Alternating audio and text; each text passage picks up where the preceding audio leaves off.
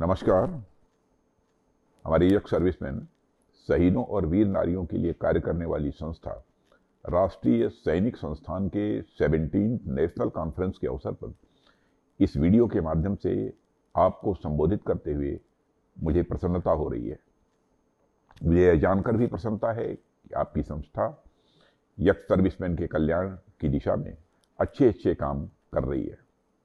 साथियों, आज का दिन एक अन्य कारण से भी विशेष है।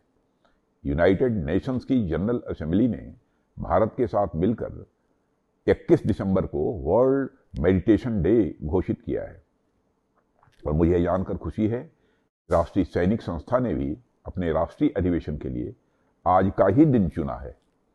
और इस अधिवेशन के लिए मैं संस्था के राष्ट्रीय अध्यक्ष वीर चक्र प्राप्त कर्नल तेजेंद्र पाल त्यागी और संस्थान के सभी सदस्यों को हार्दिक बधाई देता हूं।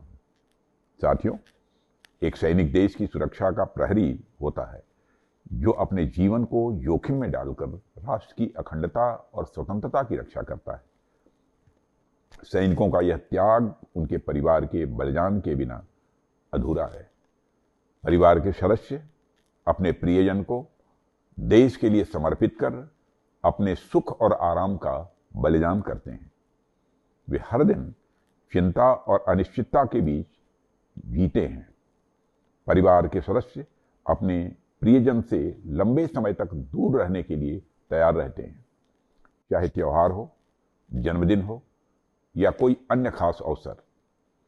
बच्चों को अपने माता पिता के बिना बड़े होने की आदत डालनी पड़ती है और उनके जीवन में माता पिता की कमी हमेशा महसूस होती है।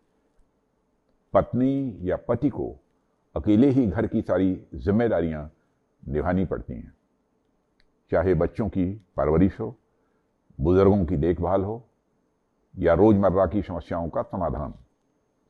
सैनिक के परिवार को यह भी सहना पड़ता है कि उनके प्रियजन कभी कभी ऐसी कठिन परिस्थितियों में होते हैं जहां उनकी जान को भी खतरा होता है। इन बलिदानों के बावजूद परिवार के सदस्यों में हमेशा देशभक्ति और गर्व का भाव बना रहता है।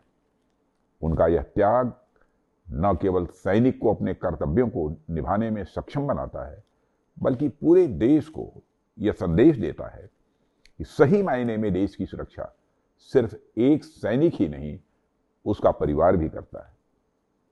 मित्रों, आप भारत की सरहद पर तैनात सिपाहियों के शौर्य की कहानी रोज सुनते होंगे।